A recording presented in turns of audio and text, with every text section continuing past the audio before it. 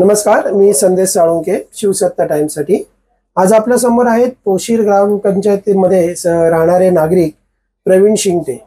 त्यांनी आक्षेप घेतलेला आहे की ग्रामपंचायतीचं जे आरक्षण लागलेलं आहे त्यामध्ये कुठे ना कुठेतरी शासकीय यंत्रणांमध्ये दबावाखाली तो आरक्षण झालेला आहे। आणि आपण आता त्यांच्याकडून जाणून घेणार आहोत की नक्की काय प्रकार आहे आणि काय त्यांचं शासनाकडे मागणं आहे। नमस्कार प्रवीण साहेब। नमस्कार। काय सांगाल साहेब, काय प्रकार आहे आणि कशाबद्दल तुम्ही आक्षेप घेत आहात एक नागरिक म्हणून? संदेशजी, दिनांक 22 एप्रिल 2025 रोजी 2025-26 या ग्रामपंचायत निवडणुका होणार आहेत आणि या ग्रामपंचायत निवडणुकींसाठी सरपंच आरक्षण प्रक्रियेबाबतची सभा आयोजित करण्यात आली होती। तर या सभेमध्ये जे आरक्षण देण्यात आलं, याची सोडत करण्यात आली, त्याचा तीव्रपणे आमचा आक्षेप आहे।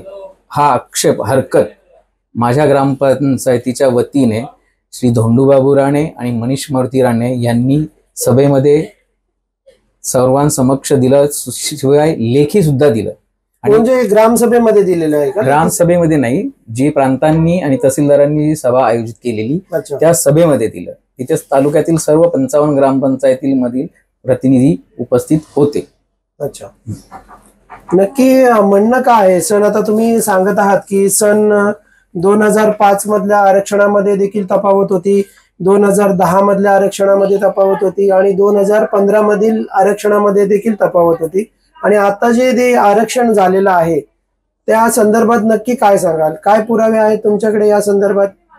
बघा, 2025 साठी जे आता आरक्षण, मी पोशीर प्रातिनिधिक पोशीर ग्रामपंचायतीकरिता बोलतोय। पोशीर ग्रामपंचायतीसाठी जे आरक्षण आता जे पडलेलं आहे ते एसटी पडलेलं आहे, अनुसूचित जमाती पडलेलं आहे। आणि ज्या वेळेस सभा सुरुवात झाली त्यावेळेस निवडणूक अधिकारी प्रांतांनी हे त्या ठिकाणी डिक्लेअर केलेलं की 2010 ते 2020 पर्यंत जे आरक्षण पडलं होतं सरपंच पदाकरिता त्याची पुनरावृत्ती होणार नाही।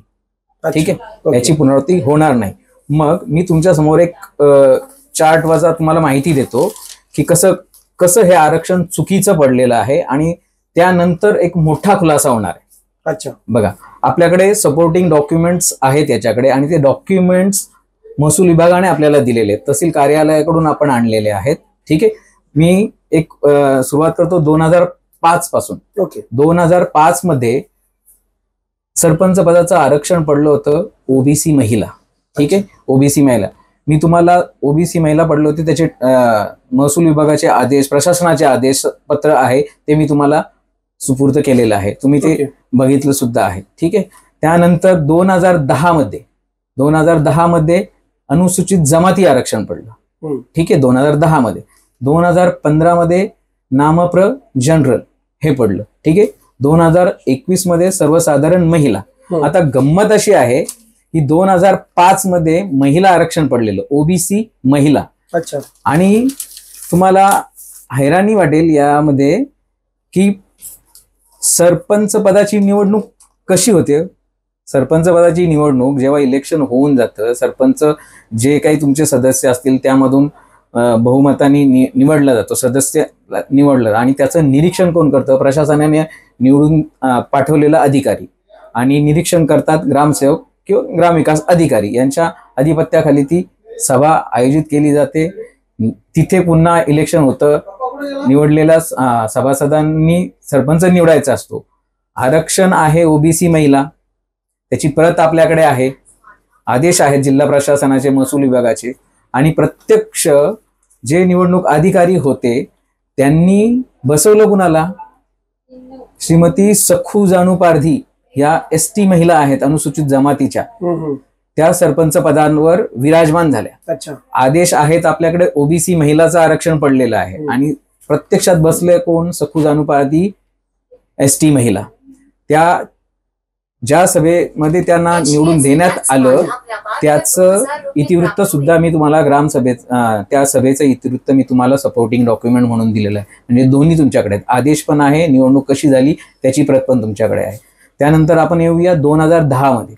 2010 मध्ये जिल्हा प्रशासनाने आदेश काय दिलेले निवडणूक आयोगाच्या अधिपत्याखाली की आरक्षण सरपंच पदाचं आहे अनुसूचित जमाती एसटी।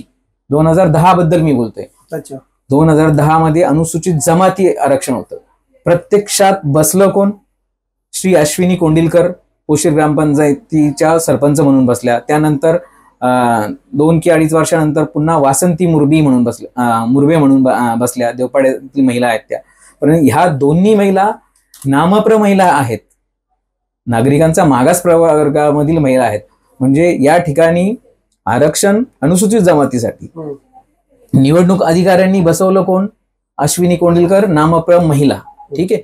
त्यानंतर 2015 मध्ये सरपंच आरक्षण आहे नामप्र जनरल, नागरिकांचा मागास प्रवर्ग जनरल.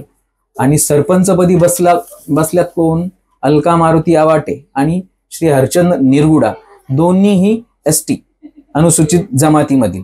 ठीक आहे. म्हणजे आता याला म्हणायचं काय आपण? याला म्हणायचं काय की जे अधिकारी त्या ठिकाणी निवडणूक घेण्यासाठी आले होते त्यांनी कुणाच्या तरी संगनमतानं हे केलं का? वाव आहे ना, याला काहीतरी वाव नाही. आणि ही पोशीर सारख्या तालुक्यातील मला वाटतं सर्वाधिक मोठी मतदारसंख्या, 4,500 मतदारसंख्या आहे. सर्वात जास्त सुशिक्षित मतदार या पोशीर गावामध्ये आहेत, या ग्रामपंचायतमध्ये आहेत. त्या ठिकाणी ही अवस्था यांनी 15 वर्ष, मी म्हणेल 15 वर्ष या लोकांनी नागरिकांच्या हक्कांवर बलात्कार केलाय, बलात्कार. अच्छा, ही चूक तुमच्या कशी एकूण निदर्शनास आली याबाबत काय सांगाल? ही चूक ज्या वेळेस 22 तारखेला हे आरक्षणाची सोडत घेण्यात आली त्यावेळेस, कारण आम्हाला मुखोद्गत आहे ना कुठलं सरपंच कोण होतं, आम्ही प्रत्यक्ष त्या गावचे नागरिक असल्या कारणाने आम्हाला माहिती आहे आता कोण आहेत, याच्या आधी कोण होतं, त्याच्या आधी कोण होतं. आणि जर प्रांतांनीच डिक्लेअर केले की 2010 ते 2020 मधलं आरक्षण रिपीट होणार नाही, मग हे आज 2025 मध्ये जे अनुसूचित जमातीसाठी पडलं ते कसं? कारण 2010ला तुमचं अनुसूचित जमातीसाठी आरक्षण ऑलरेडी पडलेलं आहे, जे की तुम्ही फॉलो नाही केलं. तुमच्या निष्क्रिय अधिकाऱ्यांनी किंवा विकाऊ अधिकाऱ्यांनी, मी म्हणेन थोडीशी हार्श लँग्वेज होईल पण नाईलाज आहे, याच्यापेक्षाही हार्श शब्दात बोलायला हवं खरं तर. अच्छा, एकंदरीत आपलं मागणं असणार आहे की आता जी इलेक्शन होणार आहे, मतदान होणार आहेत सरपंचाचे, तर काय नक्की तुम्हाला मागणं काय आहे? फायनली सांगा तुम्ही. फायनली आमचं म्हणणं असं आहे, जी आरक्षण सोडत झाली ती तुम्ही कदाचित ती लाईव्ह होती, युट्यूबला होती, तुमच्याकडे ते व्हिडिओज असतील, तुम्ही बघा. मोस्ट ऑफ ग्रामपंचायतीच्या नागरिकांनी त्यावर आक्षेप घेतलेले आहेत. जनरली माझ्या माहितीनुसार ज्यावेळेस एखादी सरपंच पदाची आरक्षण होतं किंवा सभासदांची आरक्षण पडतं त्यावेळेस आपल्याला त्या ग्रामपंचायतीला लेखी दिलं जातं किंवा एक सूचना दिली जाते काय की आज आरक्षणाची सोडत होत आहे. तसा पत्रव्यवहार ग्रामपंचायतला झाला. पण माझं म्हणणं हे आहे की हरकती घेण्यासाठीचा कालावधी ठराविक कालावधी असतो. अशा प्रकारची कुठलीही प्रत किंवा माहिती देण्यात आलेली नाहीये की ह्या सडन डेटपर्यंत तुम्हाला हरकत घ्यायची आहे. आणि प्रशासनाने हेही जाहीर केलेलं नाहीये की ज्या हरकती झाल्या आहेत त्या निकाली कशा पद्धतीने काढल्या जातील आणि कुणाच्या आदेशाने काढल्या जातील, त्या प्रांतांकडे सुनावण्या होतील त्याच्या, की तुम्ही परस्पर हे करणार याच्याबद्दल काहीही स्पष्टता नाही. उद्या तुम्ही उठून सरळ सांगाल की हे आरक्षण जाहीर आहे, मग काय करायचं? आणि ह्या पोशीर ग्रामपंचायतीचा 15 वर्ष या अतिशहाण्या अधिकाऱ्यांनी हे जे वाटोळं लावलंय, नागरिकांच्या अधिकारांवर जी गदा आणली, ह्या सर्व गोष्टीचा त्या तत्कालीन अधिकाऱ्यांची चौकशी जिल्हा प्रशासनाने करावी, कलेक्टरांनी करावी अशी आमची मागणी आहे. आणि या अतिशहाण्या अधिकाऱ्यांचा आम्ही पोशीर ग्रामपंचायतीचे नागरिक निषेध करतो. या आरक्षण आज जे पडलंय त्याचा सुद्धा आम्ही निषेध करतोय. आणि जिल्हा प्रशासनाला, कलेक्टरांना, प्रांत अधिकाऱ्यांना, तहसीलदारांना आमची ग्रामस्थांतर्फे विनंती असेल की ह्या झाल्या प्रकार, मागील 15 वर्षा जो प्रकार झाला त्याची पूर्णपणे चौकशी करण्यात यावी. आणि जे आत्ता 2025-26 साठी जे आरक्षण पडलं आहे त्याच्या ज्या हरकती ज्या आमच्या ग्रामस्थांनी नोंदवल्या आहेत त्या कशा प्रकारे तुम्ही सुनावणी घेऊन करणार की कसं काय ते करावं. आणि हे आरक्षण तर 110% चुकीचं आहे, 110% चुकीचं आहे. हे जे नियमानं आहे ते त्यांनी करावं आणि जे अधिकारी जे दोषी आधीचे होते त्यांनी त्यांच्यावर कारवाई व्हावी अशी आमची मागणी आहे. आणि शिवाय त्या सभेमध्ये नागरिकांना बोलू देत नव्हते, सुशिक्षित नागरिकांना बोलू देत नव्हते. आणि ही एवढी मोठी चूक कशी करता हो तुम्ही? तुम्ही जर आरक्षणाची सोडत घेताय, बरोबर आहे, तुम्हाला बॅक हिस्ट्री तुमच्याकडूनच आम्ही घेतली आहे. असे नाही की आमचे बरोबर, ही तुम्ही जी माहिती घेतली ती माहिती अधिकारातूनच घेतलेली आहे. करेक्ट. आम्हाला तुम्हीच माहिती दिली आहे. जेव्हा तुम्ही आरक्षण सोडत हे करताय, थोडीशी बॅक हिस्ट्री तुम्ही त्याची काढा ना. जर का त्या पद्धतीने होणार आहे, रिपीट होणार नाही 2010 ते 2020 पर्यंत, तर मग तुम्ही हे काय म्हणजे वर्किंग काय करून आलात? अधिकारी वर्किंग काय करून आलात? माझा प्रांतांना, तहसीलदारांना हा प्रश्न आहे. तुम्ही स्वतः तर ते गो थ्रू केलं असेल नसेल मला माहिती नाहीये, परंतु ज्या अधिकाऱ्यांनी हे वर्किंग केलं त्यांनी डोळे बंद केले होते की त्यांच्या मग त्यांच्या कार्यकुशलतेवर शंका घेण्या इतपत हे कठीण आहे. पण आता माझ्या माहितीप्रमाणे की सरपंचाची निवडणूक जी आहे ती थेट सरपंच म्हणून निवडून येते, पण तुमचा जो विरोध आहे तो जो आरक्षण लावलेला आहे त्या संदर्भात आहे, बरोबर आहे? करेक्ट संदेशजी. सरपंच पदाची निवडणूक आय गेस ह्या इलेक्शन पासून थेट साठी होणार आहे, पण आरक्षण सरपंच पदासाठीच पडलंय, सदस्यांसाठी पडलं नाहीये. सदस्यांचं डिक्लेअर व्हायला अजून वेळ आहे. पण हे जर चुकीचं आरक्षण असं येत असेल, ऑलरेडी मी पोशीर ग्रामपंचायत बद्दल बोलतोय की तुम्ही 15 वर्ष जे पात्र होते त्यांच्यावर अन्याय केलाय ना. 2015ला ओबीसी जनरल होतं. एक माझा सुविद्य मित्र, इंजिनियर मित्र योगेश राणे म्हणून त्यावेळी सदस्य होते आणि पात्र सदस्य होते, त्यावेळी ते सरपंच होऊ शकले असते. त्यांच्यावर हा अन्याय नाहीये का? 2010ला अनुसूचित जमातीचं सरपंच होऊ शकला असता, त्यावेळी तुम्ही ओबीसी बसवला, त्यावेळेस माझ्या आदिवासी बांधवांवर पण तो अन्याय झालाय ना. बरोबर. 2021 साली जे पडलं ते करेक्ट होतं. सर्वसाधारण महिला पडलं ते करेक्ट आहे. पण मागील 15 वर्षामध्ये तुम्ही अन्यायच केलाय ना. जिल्हा प्रशासनाने, तालुका प्रशासनाने, प्रांतांनी हा अन्याय केलाय ना.